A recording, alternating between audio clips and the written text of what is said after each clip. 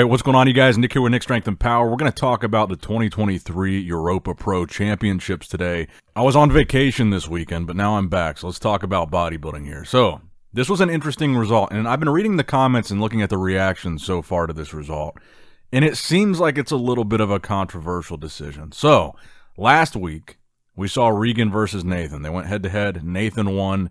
I don't think anybody really thought that was controversial. So based on how he looked last weekend and the victory, I think Nathan went into this show the heavy favorite. And I thought he looked really good here. He looked about the same to me as he did last weekend, which is really good. But this time around, there was a different outcome.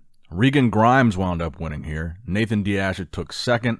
Tim Budashim took third. Theo LaGuerrier in fourth. And Roman Fritz rounding out that top five in fifth place.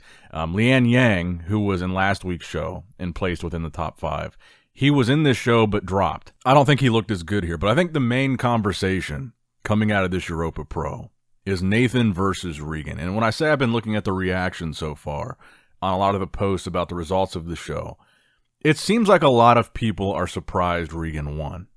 And I don't want to take anything away from Regan's victory here because I think he did look significantly sharper. He looked improved to me this week from how he looked last week. He looked better. But the question here isn't, did Regan look better than Regan? The question is, did Regan look better than Nathan? And I think that's the question that fans are struggling with here. So I don't want to take anything away from Regan's victory here because I think Regan has looked at these past two shows the best he's ever looked. He's bigger than he's ever been.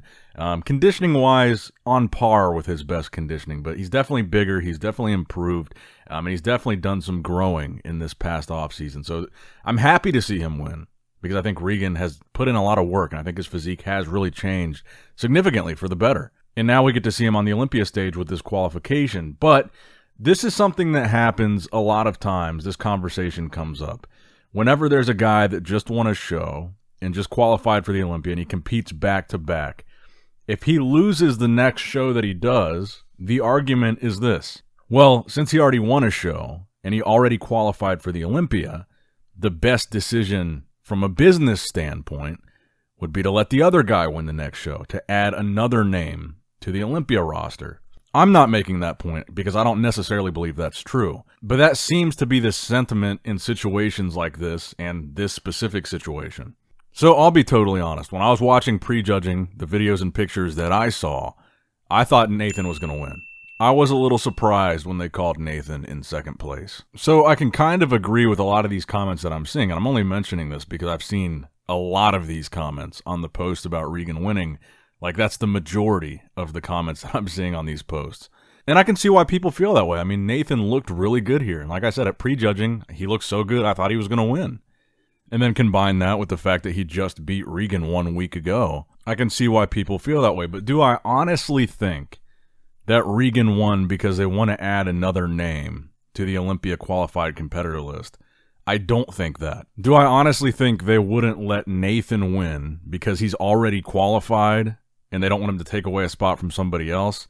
No, I don't think that. And the reason why I don't think that is because the IFBB just got rid of the point system of getting to the Olympia because there were too many people qualifying for the Olympia. They were trying to narrow down the number of people that were qualifying, not increase it. They just made that big change where you have to win a show to get to the Olympia, and there's no point system route to getting there. And the only reason to do that is because they thought there was too many competitors. Now, the other thing that I've seen a lot of is they let Regan win because he's got the bigger following, because he's got a ton of followers on social media.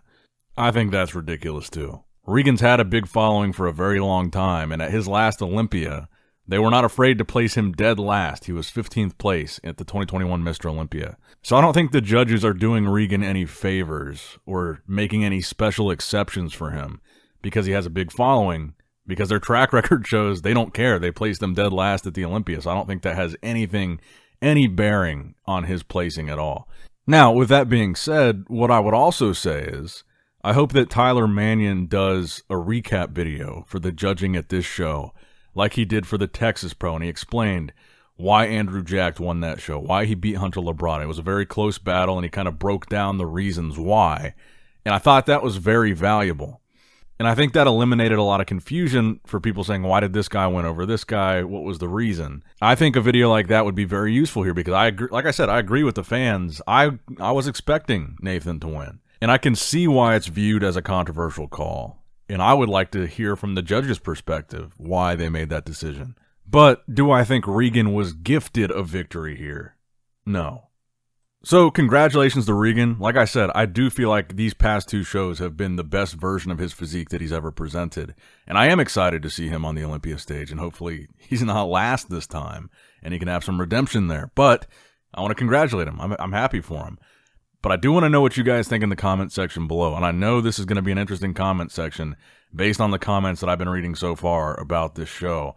People have a really strong opinion on this one, and I look forward to reading your guys' opinions in the comments down below. That's going to wrap it up for the video, guys. I hope you did, in fact, enjoy it. Make sure you like, subscribe, click that bell notification icon, all that good stuff. And as always, I love you guys. Appreciate you guys. Nick Strength and Power, signing out.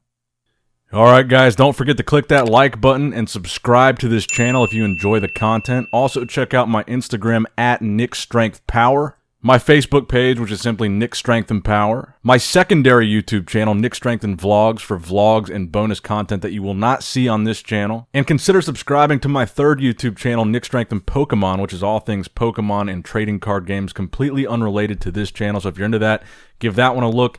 And all links to merchandise and social media will be in the description box below. If you guys want a Nick Strength and Power t-shirt, that will be in the Shopify link below. Have a great day.